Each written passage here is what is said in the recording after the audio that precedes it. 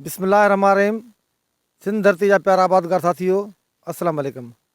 आबादगार दोस्तो, जीअं त बारिशूं 2 ॾींहं 3 ॾींहं गाॾे मुसलसल हलनि पियूं, उन करे काफ़ी दोस्त जेके आहिनि से इहो क्वेश्चनिंग कंदा रहनि पिया। ऐं ख़ासि करे घणनि दोस्तनि जेके आहिनि से इहे सुवाल कया आहिनि त मींहुं पवण जे करे नाइट्रोजन जी पूरत जेका कणिक खे थी वई। त दोस्तनि खे ॿुधाईंदो हलां त नाइट्रोजन जेका तव्हां चयो था त बारिश जे करे कणिक खे लॻी आहे, त इहा ग़लति चवणी आहे।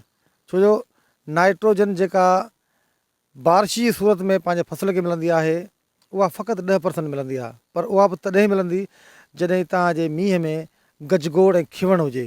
खिवणनि जे करे पोइ रिएक्शन थींदो आहे, पोइ उन जेको आहे सो 10% जेका आहे नाइट्रोजन मिलंदी आहे। बाक़ी इन मींहं जे भोले ते वेही कणिक खे मतिलबु तव्हां चवंदा यूरिया कोन था ॾियूं, नाइट्रोजन जी ज़रूरत पूरी थी वई, तव्हांखे यूरिया बिल्कुलु ॾियणो पवंदो। ऐं जिथे ख़ुश्क साली आहे या पाणी जी खोट हुई, उते त हिन बारिश फ़ाइदो ॾिनो आहे। पर वरी किथे तव्हां ॾिसो, जेके हिते ॾिसो मुंहिंजे पोयां खां साइड ते ॾेखार कैमरा सां, त माना कणिक जो असरु कहिड़ो कयो अथसि। जेके बि कणिकूं निसिरी चुकियूं आहिनि या ॻरियूं आहिनि या लाजिंग वारियूं कणिकूं आहिनि या भल करे बीठियूं आहिनि, उन्हनि कणिकुनि खे हिन बारिश नुक़सानु ॾिनो आहे। जेके नंढियूं कणिकूं आहिनि या गोभ जी हालति में आहिनि या छोटियूं आहिनि, उन्हनि खे त बिल्कुलु फ़ाइदो ॾिनो आहे।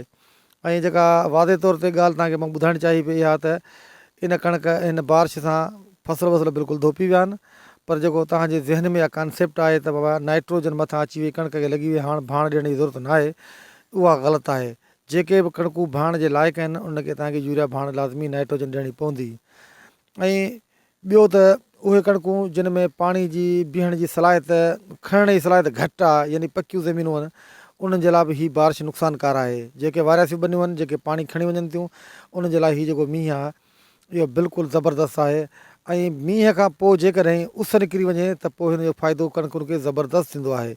ऐं हिन क्लाउडी मौसम में रस्ट जो वॾो ख़तरो हूंदो आहे, उन करे पंहिंजे फसलुनि जी जांच कंदा रहो, ईअं न थिए जो तव्हांजे फसल ते रस्ट वग़ैरह अची वञे। बहरहाल मजमूई तौर ते हिन कणिक जेके बि वॾियूं कणिकूं आहिनि उनखे नुक़सानु पवंदो, बाक़ी जेके नंढियूं कणिकूं आहिनि उनखे बिल्कुलु फ़ाइदो पवंदो। ऐं अलाह खां दुआ घुरो त मींहुं जेको आहे जल्द जल्द ख़तमु थी वञे ऐं उस निकिरे त जीअं पंहिंजे फसल खे वधीक फ़ाइदो पहुचे। वॾी महिरबानी।